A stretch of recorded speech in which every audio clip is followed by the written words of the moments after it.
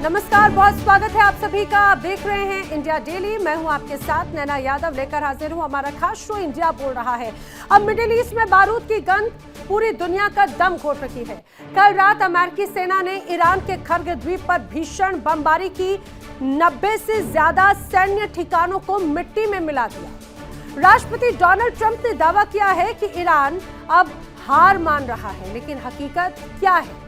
हकीकत है इसके बिल्कुल ठीक उलट जो नजर आ रही है। ईरान ने अब क्लस्टर प्रहार शुरू कर दिए।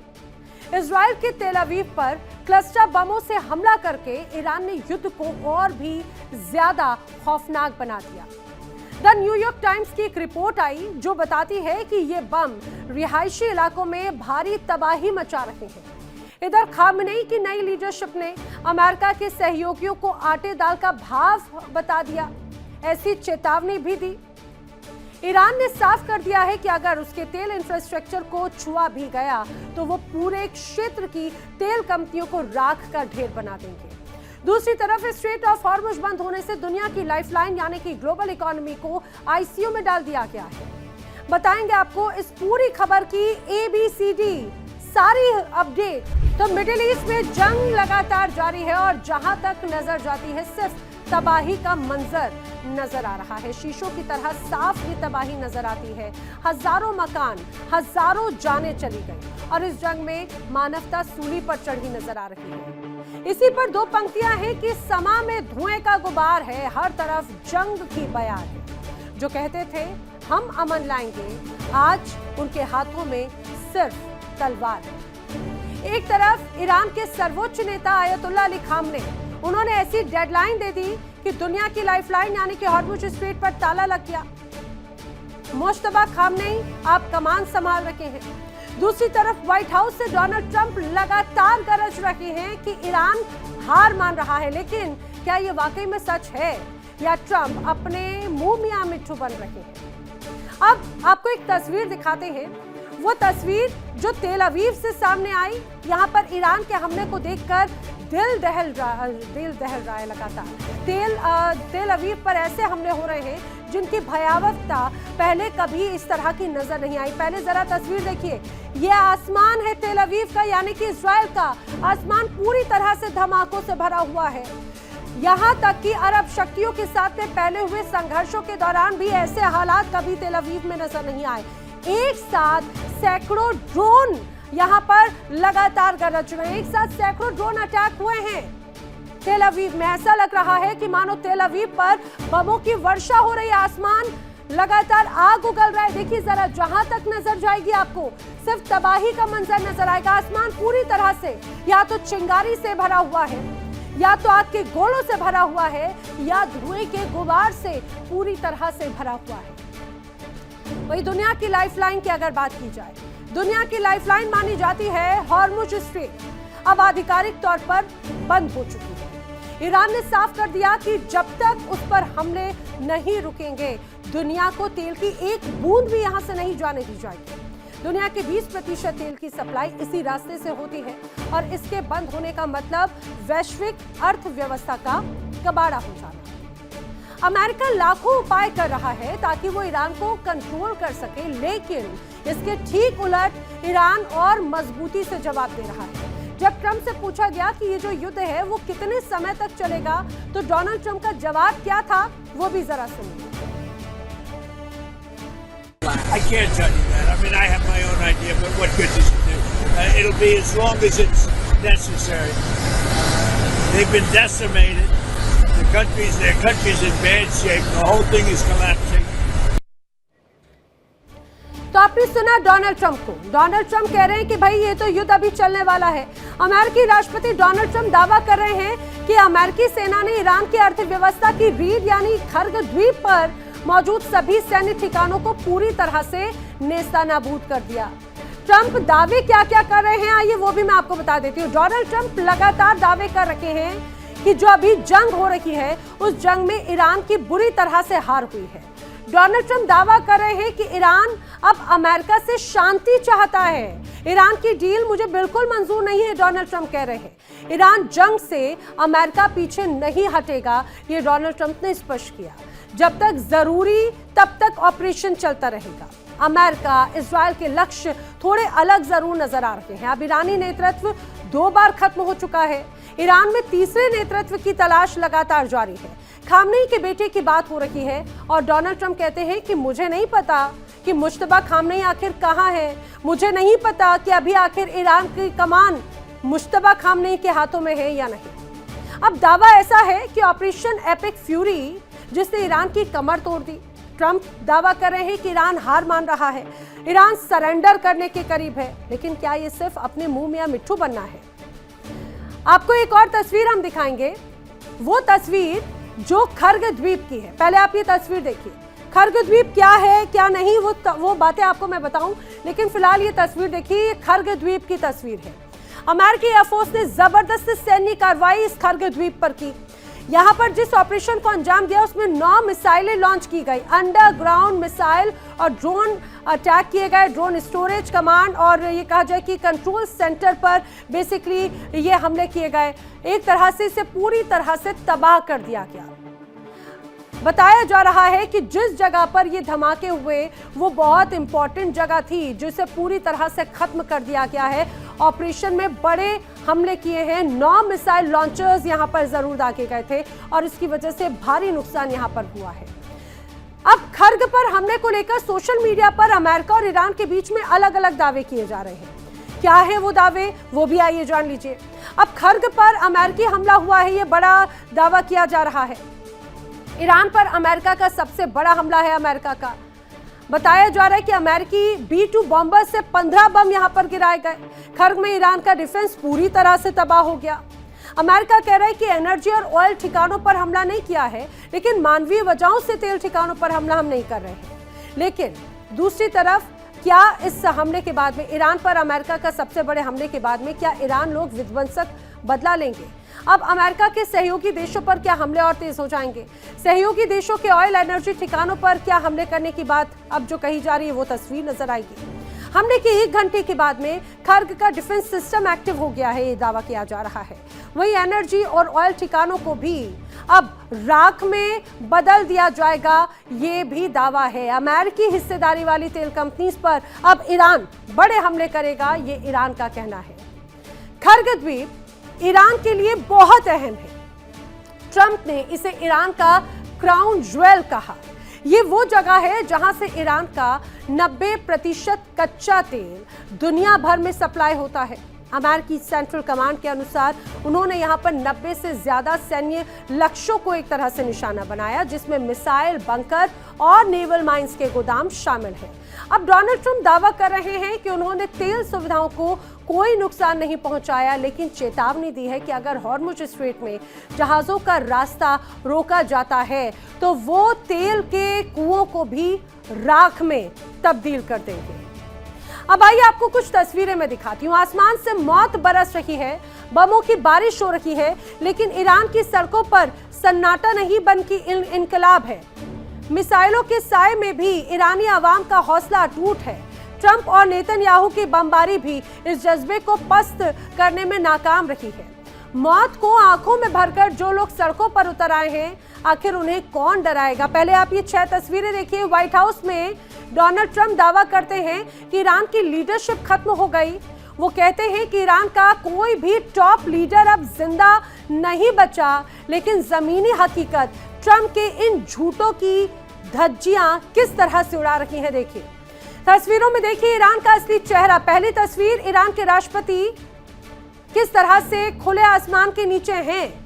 बमों के साए में भी जनता के साथ में हाथ मिला रखे हैं मसूद पेज़ेश्कियान और उनका जोश बढ़ाते हुए नजर आते हैं।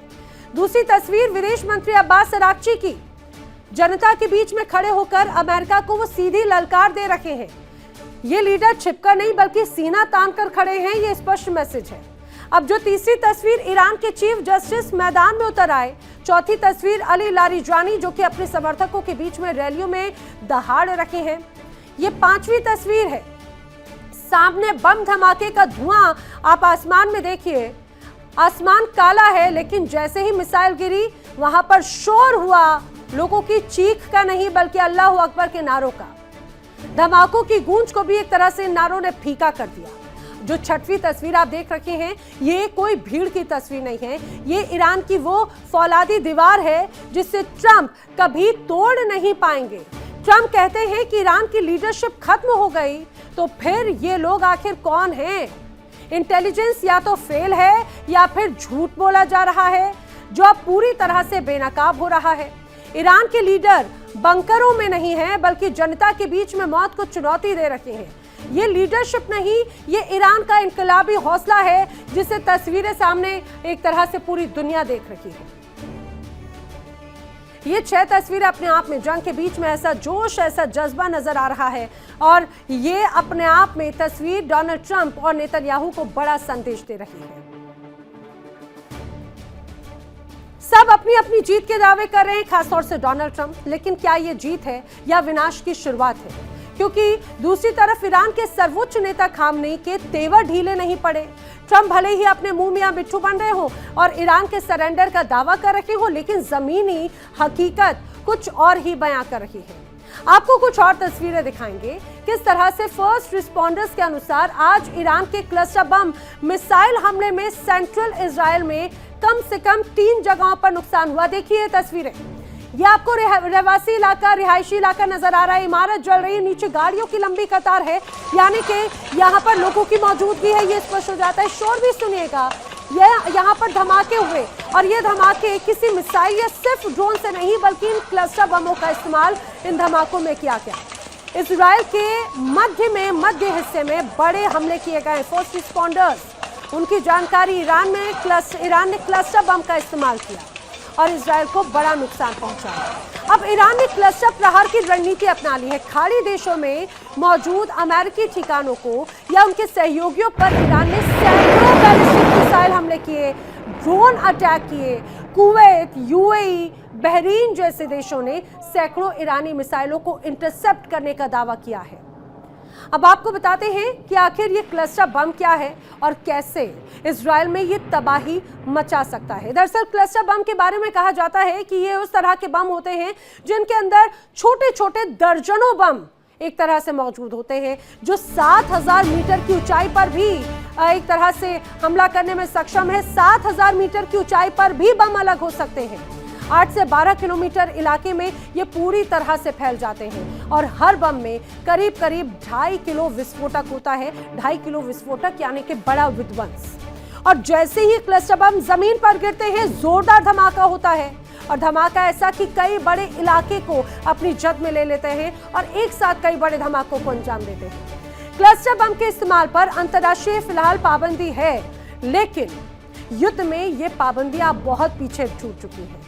ईरान अब इजराइल पर इन हमलों में इन क्लस्टर बम्स का इस्तेमाल कर रहा है। आपको ये भी बताते हैं कि जो क्लस्टर हथियार है, उनको लेकर ईरान इतना परेशान आखिर क्यों है। दरअसल ईरान मिसाइल के अंदर क्लस्टर बम एक तरह से फिट कर रहा है। शाहाब और खुर्रम शहर मिसाइल बम ले जाने में सक्षम है। कई बमों में एक साथ एक तरह से विस्फोट ये हो सकता है। क्लस्टर बम को रोकना एयर डिफेंस के लिए बड़ा मुश्किल है।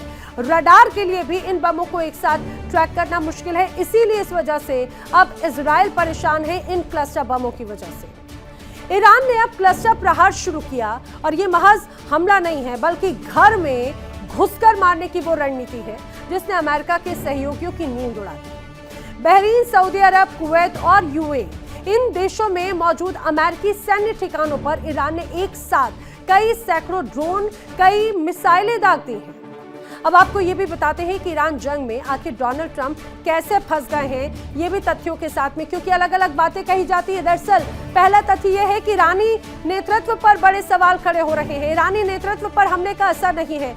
दूसरा तथ्य क्या है? ईरानी सेना का यूएस ठिकानों पर हमला लगातार जारी है। तीसरे अरब देशों पर लगातार ईरान के ताबड़तोड़ हमले हैं। लगातार 15 दिनों से ईरानी सेना एक्टिव है। पांचवा तथ्य ये कि अमेरिकी सेना ईरान को जवाब ही अभी तक नहीं दे पाई है। और छठवीं बात यह है कि यूएस के पास में ईरान की ड्रोन आर्मी का फिलहाल कोई जवाब नहीं है। सातवां जो बड़ा तथ्य है, ट्रंप के पास में कोई एग्जिट प्लान फिलहाल मौजूद नहीं है, एस्केप प्लान मौजूद नहीं है। आठवां तथ्य है कि हॉर्मुज से ईरान अमेरिका को झटका देने में जरूर सफल रहा। ट्रंप पर घरेलू राजनीति का बहुत दबाव है, 9वीं बड़ी वजह है। और तीसरा तथ्य, इजराइल लेबनान में अब फंसता हुआ नजर आ रहा है, क्योंकि यहां पर हिजबुल्लाह लगातार उस पर बड़े अटैक कर रहा है। क्या ट्रंप की जिद और खामनेई का जुनून दुनिया को तीसरे विश्व युद्ध की ओर धकेल देगा? एक तरफ ट्रंप अपनी जीत का ढिंढोरा पीट रहे हैं, दूसरी तरफ खामनेई उनके छक्के छुड़ाने की कसमें खा रखे हैं। अब ऊंट किस करवट बैठेगा, ये तो आने वाला वक्त बताएगा, या ये कहा जाए आने वाले 24 घंटे बताएंगे। फिलहाल आसमान में धुआं है और जमीन पर तबाही का मंजर साफ तौर से नजर आता है। करेंगे चर्चा, खास मेहमानों का पैनल मेरे साथ में कनेक्ट हो रहा है। जल्दी से आपको मिलवा देती हूं, रक्षा विशेषज्ञ retired lieutenant general Sanjay Kulkarni ji मेरे साथ कनेक्ट हो रहे हैं। रक्षा विशेषज्ञ retired major general Anuj Mathur ji मेरे साथ में कनेक्ट हो रहे हैं। भू राजनीतिक विश्लेषक पूर्णिमा नाथ जी मेरे साथ में कनेक्ट हो रही हैं। ईरान मामलों के जानकार मौलाना असलम रिजवी जी भी मेरे साथ इस चर्चा में मौजूद है, कनेक्ट हो रहे हैं। आप सभी खास मेहमानों का इस चर्चा में बहुत स्वागत है। जिस तरह से हालात नजर आते हैं अनुज माथुर जी, सबसे पहली बात ये, बार बार ऐसे हालात हैं कि ऐसा लग रहा है कि ये युद्ध अब 14 दिनों तक पहुंच चुका, और 14 दिनों के पहले या युद्ध के दौरान जो बड़ी बातें, बड़े दावे किए जा रहे थे, वो सभी फुस्सी बम साबित हुए, खास तौर से सुपर पावर अमेरिका के लिए। क्या अमेरिका अब ईरान इजराइल की इस जंग के बीच में फंस चुका है बुरी तरह से? जय हिंद नैना। देखिए, बिल्कुल बिल्कुल बिल्कुल आपने सही कहा। ये बात आज मैं कम से कम 10 जगह बोल चुका हूं कि अमेरिका बहुत बुरी तरह फंस चुका है। उसकी मैं आपको एक मेन वजह बताता हूं। क्या होता है कि जब भी आप कोई युद्ध शुरू करते हैं तो आपके पास एक एंड स्टेट होती है कि भाई मैं ये लड़ाई लड़ रहा हूं, और ये लड़ाई जब खत्म होगी तो मैं क्या चाहता हूं, क्या मेरी डिजायर्ड एंड स्टेट क्या है, क्या जब मैं अचीव कर लूंगा तो मैं अपनी विक्ट्री को डिक्लेयर करके और इस जंग को खत्म कर दूंगा। इसका कोई क्लैरिटी उनके पास नहीं है। उन्होंने पता नहीं कितने बहाने लेकर के यहाँ पर हमला किया। कभी उन्होंने कहा कि वहां के ईरान के अपने लोगों के ऊपर अत्याचार हो रहे हैं, उसको हम खत्म करवाएंगे, रजीम चेंज करवाएंगे, और हम न्यूक्लियर ईरान की कैपेबिलिटी खत्म करेंगे, उसके ड्रोन मिसाइल की ताकत को खत्म करेंगे, उसकी जो वो अपने प्रॉक्सीज पाल रहा है उसको बंद करवाएंगे। कुछ नहीं हुआ, कुछ भी नहीं निकला। इसका एंड रिजल्ट ये निकला कि अब उनको ये पता नहीं है कि वो चाहते क्या है। पहली बात। दूसरी बात ये होती है कि जब आप इतनी दूर आकर के युद्ध करते हैं, जब भी हम दो सेनाओं का कंपैरिजन करते हैं, तो उन दोनों सेनाओं के कंपैरिजन सिर्फ फिगर्स, नंबर्स, आपके पास क्या है उससे नहीं होता है। वो क्या चीज कहां पर है, उसमें से आप क्या उसका हिस्सा निकाल करके जहां पॉइंट ऑफ डिसीजन है वहां पर उसको ला करके अप्लाई कर सकते हैं, उसके ऊपर बहुत ज्यादा निर्भर करता है। अब अमेरिका ने यह सोचा था कि अगर हम शुरू में हमला करके और ईरान के जो टॉप लीडरशिप है, जो उनके मिलिट्री कमांडर हैं और उनके बड़े बड़े लोगों को हम एक साथ खत्म कर देंगे तो शायद ईरान बिखर जाएगा। ऐसा हुआ नहीं।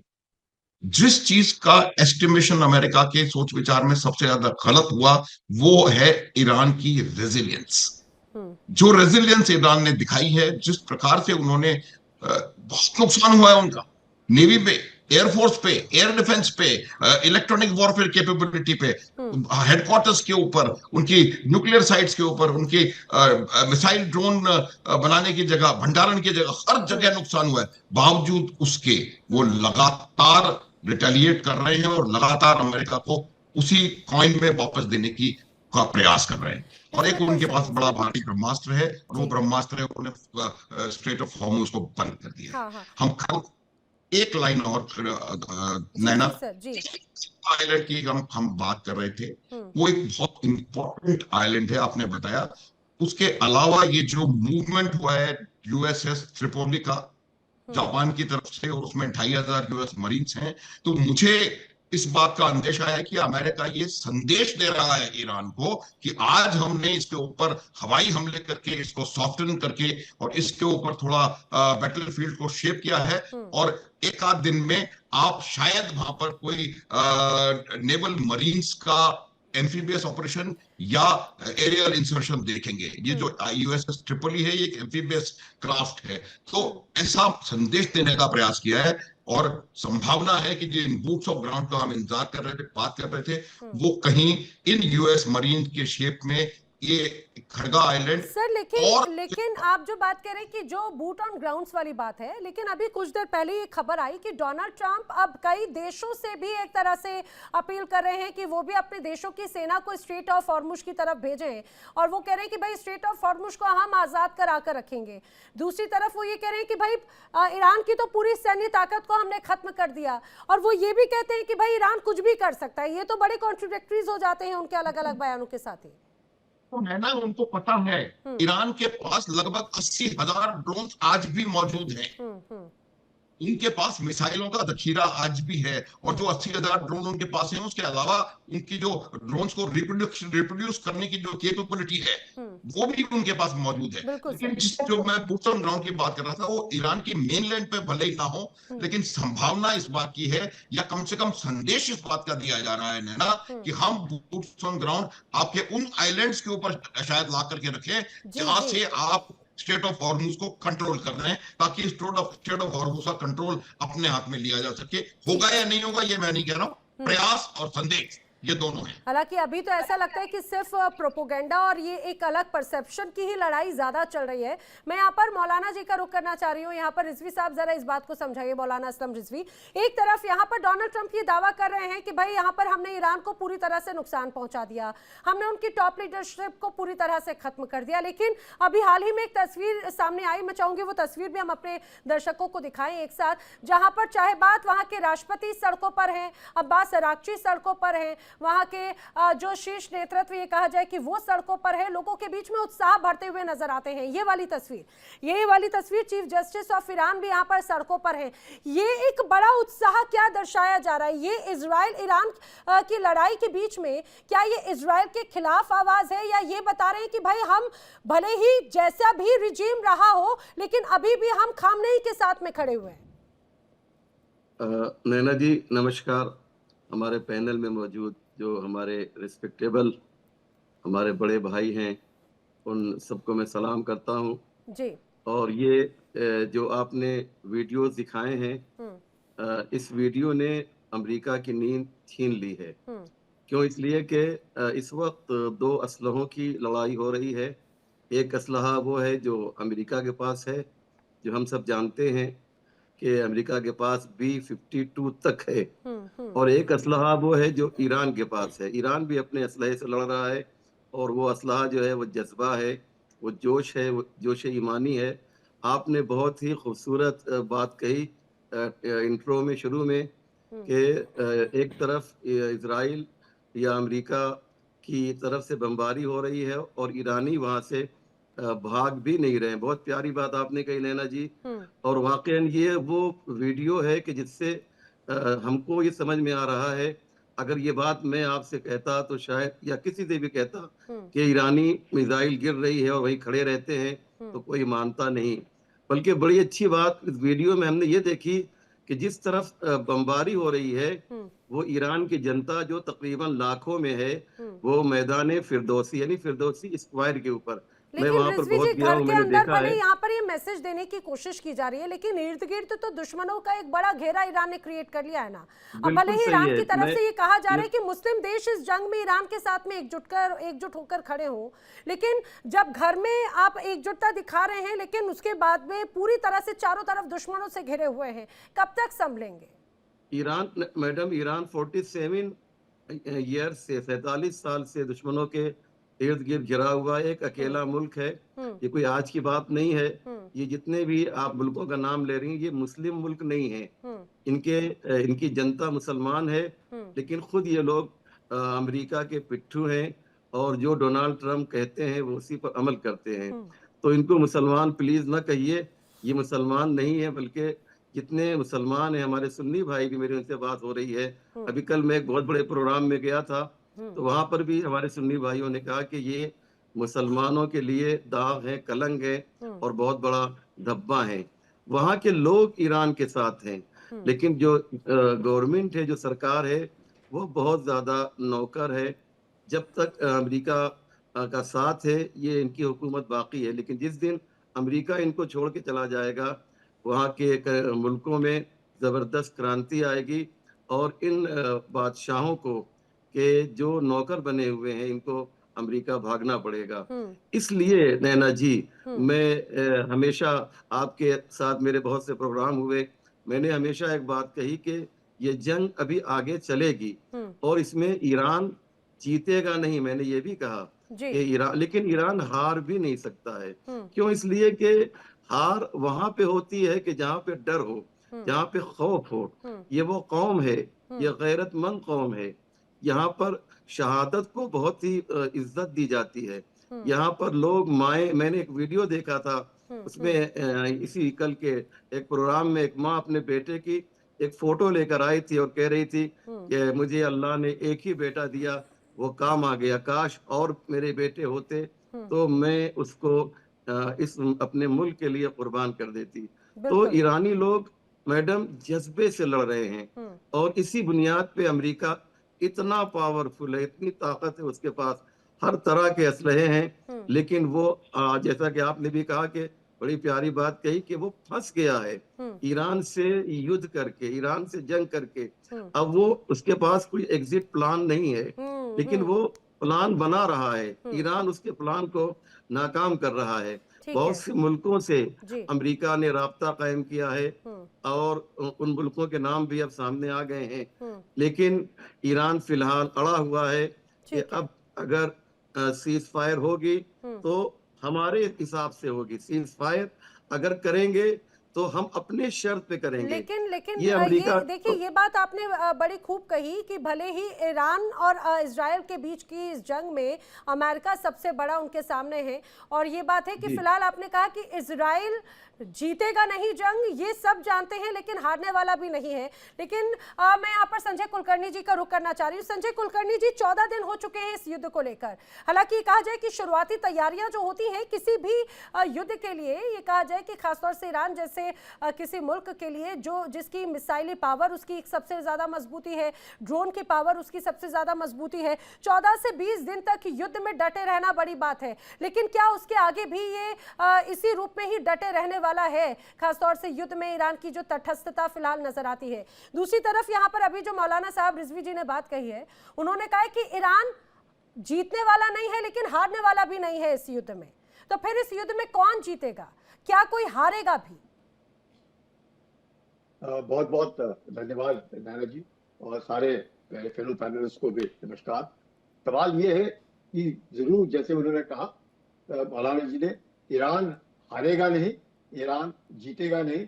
हमेशा युद्ध के बाद बातचीत ही होती है, कूटनीति होती है और उसके द्वारा ही पूरा कुछ को जो भी हम लोगों ने डिसीजन लेना है देशों ने, वो डिसीजन लिए जाते हैं। लेकिन लड़ाई में जिस प्रकार से ईरान ने पलटवार किया, जिस प्रकार से ईरान ने अपना जोश जज्बा दिखाया और आज तक 14 दिन के बाद भी जिस प्रकार से ईरान का मनोबल ऊंचा है और कहीं नीचे आने का नाम नहीं ले रहा है और जिस तरीके से पूरा देश संगठित दिख रहा है, वो काबिले तारीफ। लेकिन सवाल ये है कि उस जो जोश जज्बा मनोबल है, उसको जो ऊर्जा दे रहा है वो है उनके मिसाइल, वो है उनके ड्रोन, जिनके द्वारा वो इजराइल के ऊपर या अमेरिकन बेसिस के ऊपर या जिस प्रकार से लगातार वो लड़ रहे हैं, इसके बावजूद कि तेहरान में तकरीबन 10,000 टारगेट को यूएसए ने टारगेट किया है। इसके अलावा कि इजराइल ने भी इतने 400-500 टारगेट लेकर के तेहरान के अंदर जिस तरीके से अफरा तफरी बचाई है, जिस तरीके से उन्होंने 5 स्ट्रक्चर, रिफाइनरीज, उनके न्यूक्लियर साइट, उनके मिसाइल साइट, उनके मैन्युफैक्चरिंग बेसिस, अभी खर्ग आइलैंड के ऊपर लगातार बमबारी, इस तरीके के बावजूद भी जिस प्रकार से जो ऊर्जा ईरान को मिल रहा है, वो जज्बा जोश मिल रहा है कि हम बदला लेंगे और हम बदले को नहीं छोड़ेंगे, वो एक ऐसी घड़ी है जो अमेरिका को देखी नहीं जाएगी। और इजराइल को भी इस बात का एहसास हो रहा है, चाहे इजराइल ईरान के ऊपर तो हमला कर रहा है, इसमें कोई शक नहीं है, लेकिन जिस प्रकार से इजराइल हिजबुल्लाह के ऊपर लेबनान में हमला कर रहा है, जहां पे हिजबुल्लाह के पास भी कहा जाता है कि 1 लाख से 1.5 लाख रॉकेट अभी भी है, वैसे ही ईरान के पास भी आज की तारीख में मसला ये जो है अपना मिसाइल्स और ड्रोन का काफी है। और आज भी तकरीबन ऐसे हालात में भी वो 5,000 मिसाइल ड्रोन बनाने की काबिलियत रखते हैं एक दिन में, ये सब कुछ मालूम है। लेकिन जो खर्ग आइलैंड है और जो स्ट्रेट ऑफ हॉर्मुज है, उसको लेकर के अगर जिस प्रकार से रिपोर्ट्स आ रही हैं, ये अमेरिका ने बूट्स ऑन ग्राउंड रखे हैं और अब उन्होंने हमला शुरू कर दिया है खर्ग आइलैंड के ऊपर। अगर खर्ग आइलैंड के ऊपर मरीज को उन्होंने डिप्लॉय किया है, लेकिन छोटा सा कुलकर्णी island सर, एक और बात यहाँ पर बड़ी दिलचस्प है, क्योंकि ये भी कहा गया कि जो खर्ग आइलैंड जिसे टारगेट पे लिया गया, खर्ग आइलैंड पहले दरअसल लिस्ट में नहीं था, क्योंकि ये डोनाल्ड ट्रंप भी बखूबी जानते हैं खर्ग आइलैंड कितना ज्यादा इंपॉर्टेंट है। ठीक है, ये ईरान की बड़ी रीढ़ मानी जाती है, लेकिन उस जगह पर टारगेट करने की पहली प्लानिंग नहीं थी। फिर ऐसी क्या जरूरत आन पड़ी, ऐसा लगा कि जो जिसे कंट्रोल करना चाहते हैं ट्रंप, उस पर अटैक करना पड़ गया उन्हें? ऐसे है कि खर्ग आइलैंड जो तकरीबन 22 स्क्वायर किलोमीटर है, 25 किलोमीटर ईरान के कोस्ट से दक्षिण की दिशा में है, और ऐसे लोकेशन में है जहाँ पे पूरे ईरान का 94% वो जो ऑयल है वहां से एक्सपोर्ट होता है। और वो एक ऐसा आइलैंड है जहाँ पर मिलिट्री इंस्टॉलेशन है और तेल के साधन है, और वहां पर मीठा पानी भी पाया जाता है।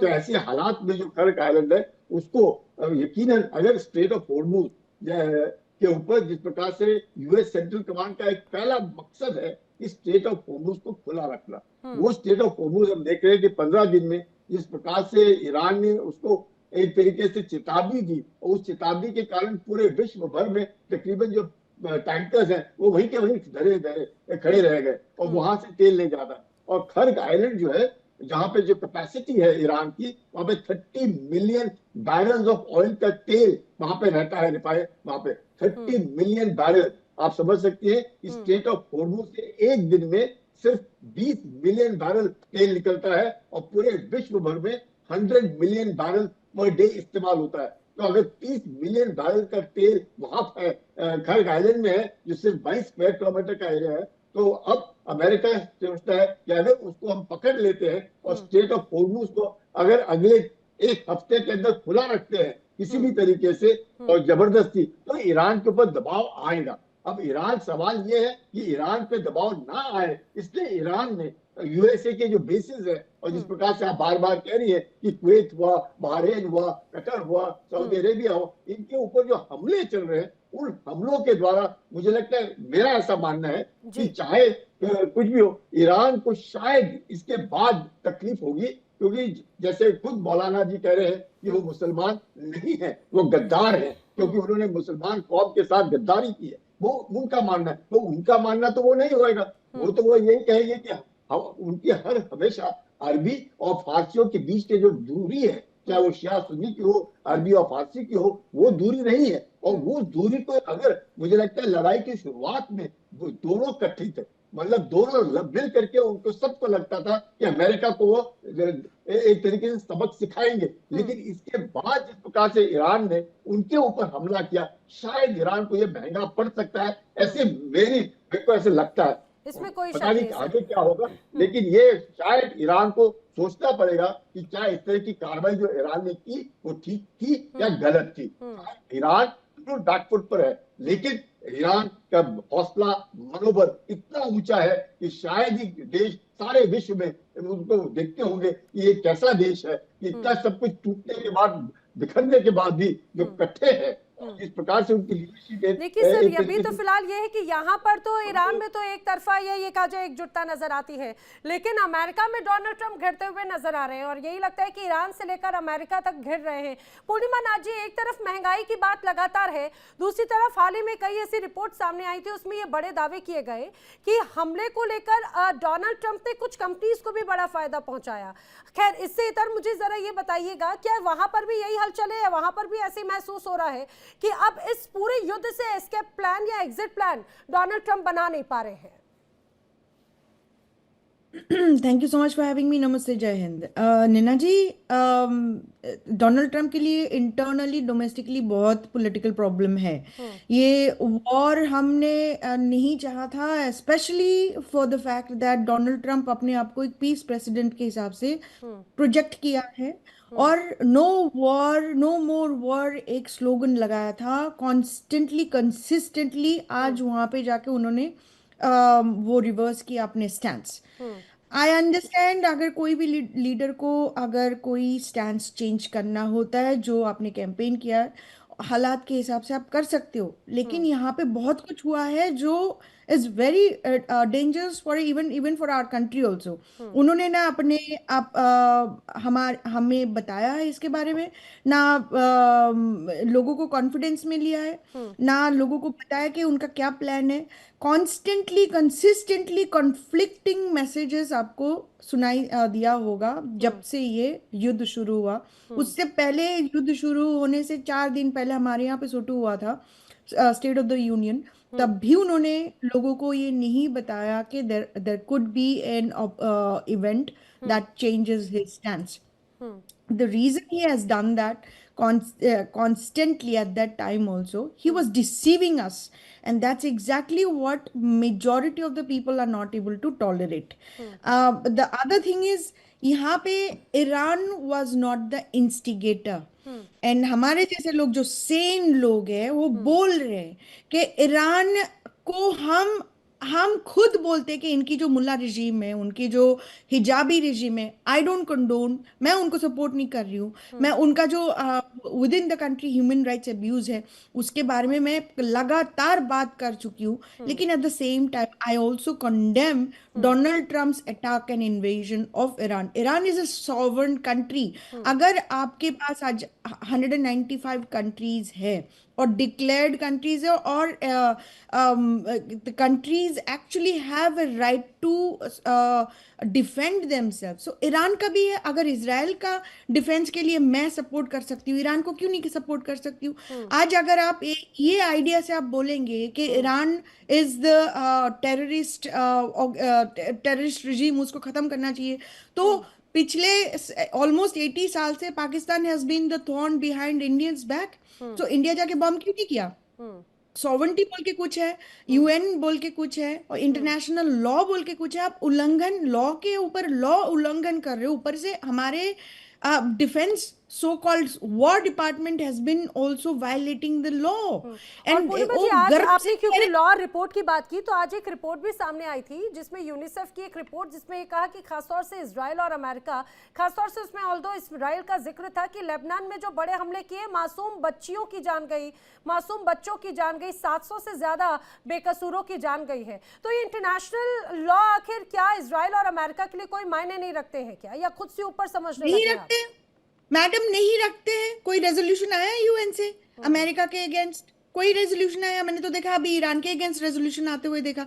That is the hypocrisy that I as a sane person, as a Vedic हिंदुत्ववादी पर्सन, आई कांट टॉलरेट कि दिस इज नो। हमारे रिलीजन, हमारे फेथ ये नहीं सिखाता है कि आप हिपोक्रेट बनो और पॉलिटिक्स के लिए, पोजीशन के लिए आप अपनी स्टैंड ऐसे चेंज करते रहोगे कि अपना प्रिंसिपल ही खो दो और अपने सोल को भी खो दो। दैट्स नॉट पॉलिटिक्स, दैट्स स्वार्थीता, और that's actually exactly what they are showing.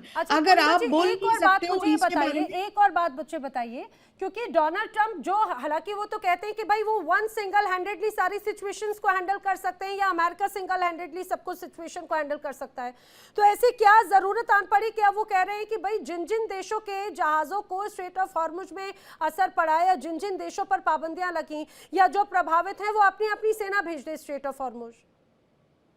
देखिए, ये तो बात की बात है ना। अभी बेग क्यों कर रहे हैं? वो भीख मांग रहे हैं सबके पास। आप खर की बात कर रहे थे। खर ने जो अटैक किया था, उसने ऑयल टैंकर्स, स्टोरेज टैंकर से लेकर उनका लोडिंग टर्मिनल से लेकर उनका पाइपलाइंस, उनका सारा एक्सपोर्ट जो इंफ्रास्ट्रक्चर है, ऑयल ऑपरेशन है, कुछ भी टारगेट नहीं हुआ। Nothing is stopped. ये सब दिखावा वाला चेंज एजेंडा दिखा रहा है प्रेसिडेंट ट्रम्प, और अपने बेस को इकट्ठा कर रहे हैं हमारे यहाँ पे इंटरनल इलेक्शन के लिए। This is internal, domestic politics आपको अभी इंटरनेशनली दिखाई दिया। Unfortunately what he is trying to do, what they are doing is also killing. आपने ये लेबनान की अटैक के बारे में बोले, they don't care, they don't give a damn for you. कहाँ पे कितने लोग मर रहे, क्योंकि यहाँ पे नहीं मर रहे। अब जो बॉडी बैग में अमेरिकन सोल्जर्स यहाँ पे आएंगे, उनको पॉलिटिकल ब्राउनी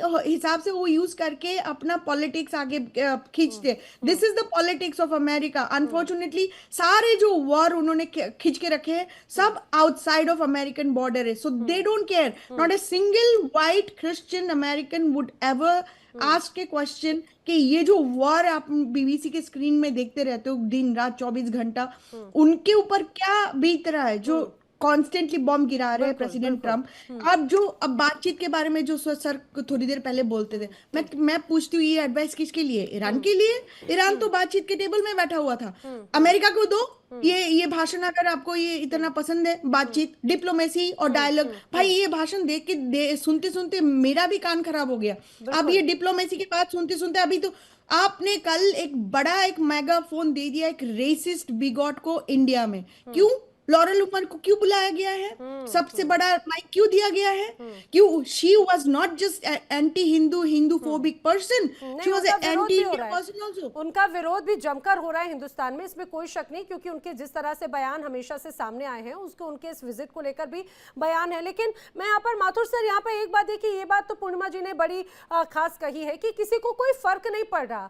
जो बड़ी बड़ी बातें आती हैं वो ईरान को लेकर आ जाएगी या अन्य देशों को लेकर आ जाएगी। ईरान ने प्रॉक्सीज को समर्थन किया, इसमें कोई शक नहीं। ईरान का वो चेहरा भी हम सभी के सामने है जो हमास को ट्रेन करके या अलग अलग प्रॉक्सीज को ट्रेन करके जो एक बड़ी तस्वीर नजर आई। लेकिन अमेरिका जैसे जो बड़े देश हैं जो लॉ बनाने की बात करते हैं, खुद को सर्वोच्च बताते हैं, उनके लिए कोई लॉ नहीं है क्या? और अगर ऐसा है तो एस्केप प्लान क्या तैयार कर रहे हैं अमेरिका? देखिए नैना, अमेरिका के लिए ना आज कोई लॉ है इंटरनेशनल लॉ, ना पहले कभी कोई था। अमेरिका से बड़ा दोगला देश एक और उनकी कैटेगरी में है जिसका नाम पूर्णिमा जी ने थोड़ी देर पहले लिया। दुनिया के दो सबसे खतरनाक जो मुल्क हैं, एक पाकिस्तान है सबसे बड़ा दगाबाज, सबसे बड़ा धोखेबाज, और दूसरा अमेरिका है जो किसी लॉ को मानता नहीं है, दोगलापन है। उनके लिए जो गाजा में हो रहा है वो ठीक है और जो ईरान में हो रहा है वो गलत है। उनके लिए यूक्रेन में अलग स्टैंडर्ड्स हैं और कहीं और अलग स्टैंडर्ड्स हैं। जब उनको परेशानी थी तो उन्होंने बाकी तमाम देशों को जो रूस से तेल खरीद रहे थे उनके ऊपर सैंक्शंस लगाए, उनके ऊपर टैरिफ के मार मारी। और वही अमेरिका आज खुल के कह रहा है कि आप ईरान से तेल लें, रूस से तेल नहीं। ये सब तमाम डबल स्टैंडर्ड्स हैं। ये जो अमेरिका का राष्ट्रपति है आज, वो राजनीतिज्ञ नहीं है, वो एक बिजनेसमैन है। और उस बिजनेसमैन का एकमात्र काम है कि अपना कैसे पैसा आए, चाहे वो पैसा अपनी खुद की जनता की जेब से खींच के वो निकाले। आज अमेरिका की जो पेट्रोलियम कंपनीज हैं वो अरबों डॉलर कमा रही हैं और वो अरबों डॉलर वो आ रहे हैं आम अमेरिकी। लेकिन अनुज माथुर सर, क्या यही वजह है? आपने कहा कि अमेरिका के ऊपर कुछ चलती नहीं, क्या यही वजह है कि वक्त बहुत बदल चुका है, अब वर्ल्ड ऑर्डर चेंज करने की कोशिश है? रूस हो या चाइना हो या अन्य बड़े देश बड़ी चुनौती दे रहे हैं, अमेरिका उसे चुनौती मानता है? नैना, आपने मेरे मुंह के शब्द छीने। मैं यही कह रहा हूं कि ये जो अभी जो ईरान के साथ युद्ध चल रहा है, ये 21वीं सदी का डिफाइनिंग मोमेंट है। बिल्कुल। आज इसके बाद हमको बिल्कुल क्लियर कट पता पड़ेगा कि अमेरिका की दादागिरी का this is the beginning of the end of American, this is the high time I guess. बिल्कुल शुरुआत हो गई है, शुरुआत हो गई है। ईरान का क्या हो रहा है उससे कोई मैं कोई वो नहीं दे रहा हूं, लेकिन हमको बात में जो करना चाहता हूं वो ये करना चाहता हूं कि जो 2025 में जब हमला हुआ ईरान के ऊपर, भी असीम मुनीर अमेरिका में बैठा हुआ था। 12 जून को हमला हुआ है ईरान के ऊपर और 12 जून को असीम मुनीर 6 दिन के लिए अमेरिका में जाकर के बैठा हुआ था। जो आदमी जो आप बात कर रहे हैं मौलाना जी की, ये मुसलमान नहीं है, ये वो है। अकेला देश जो बिल्कुल इसके लिए क्वालिफाई करता है उसका नाम है पाकिस्तान। दूसरी बार पाकिस्तान ने ईरान की पीठ में खंजर भोंका है। पिछली बार भी मैं यही आपको बता रहा हूं, हर जगह वो ये वही पाकिस्तान है। 2 दिन से मैं ये बात बता रहा हूं जिसने कि सितंबर 72 में जाकर के जॉर्डन में 25,000 फिलिस्तीनियों को मारा था। इतने फिलिस्तीनी इजराइल ने मारे जितने पाकिस्तान ने एक कत्ल कर दिए, जितने मुसलमान पाकिस्तान ने बांग्लादेश में मारे। आज भी पाकिस्तान ने अपनी एयर स्पेस दे रखी है अमेरिका को, और वो लगातार इस बात का प्रयास, खबरें हैं, कोई प्रमाण नहीं है, लेकिन इस बात की पूरी संभावना है कि हो सकता है कि बूट्स ऑन ग्राउंड बलोचिस्तान की तरफ से ईरान में घुसे। तो ये ऐसा घटिया मुल्क है, इसको भी इसकी बात हमें करने की आवश्यकता है। लेकिन जहां तक अमेरिका का सवाल है, अपने इंटरेस्ट में मागा ओबड़ेवा वो अपना देखता है, और जिस तरीके से आज 40% पूर्णिमा जी बैठी है, आप उनसे चेक कर सकते हैं, फ्लोरिडा में तेल की कीमतों में 30% वृद्धि हो चुकी है ऑलरेडी। और सर ये वृद्धि तो एक बार अब डोनाल्ड ट्रंप पर भी बड़े क्वेश्चन रेज कर रही। रिजवी जी कुछ बात कहना चाह रहे थे आपके इस बात पे। रिजवी जी, आखिर पहले आपने कह दिया कि भाई वो नकली मुसलमान है, वो असली मुसलमान है या नहीं है, लेकिन अब क्या ये नकली और असली की लड़ाई शुरू हो जाएगी, या एकजुटता की बात होगी? और एकजुटता होगी कैसे जब अपने ही खंजर घोंप रहे हैं? जी मैं चाहता हूँ, बहुत प्यारी बात उन्होंने कही, मेरे बहुत ही मुझसे सीनियर हैं, मुझसे बुजुर्ग हैं और लायक एहतराम हैं।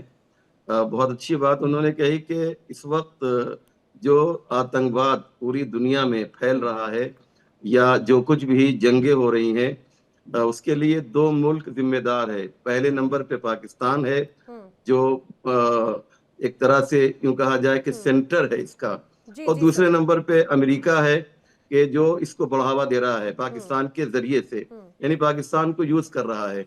बिल्कुल नैना जी, माथुर जी ने बहुत सही बात कही कि इस इलाके में आप देख लीजिए कि जहां पर भी मुसलमानों का कत्ले आम हो रहा है, उसमें डायरेक्ट या इनडायरेक्ट आप पाकिस्तान को इन्वॉल्व देखेंगे। कहीं पर भी हिंदुस्तान में एक बम ब्लास्ट भी होता है फॉर एग्जांपल, तो जब आप उसको अंदर जाएंगे तो उसमें पाकिस्तान आपको नजर आएगा।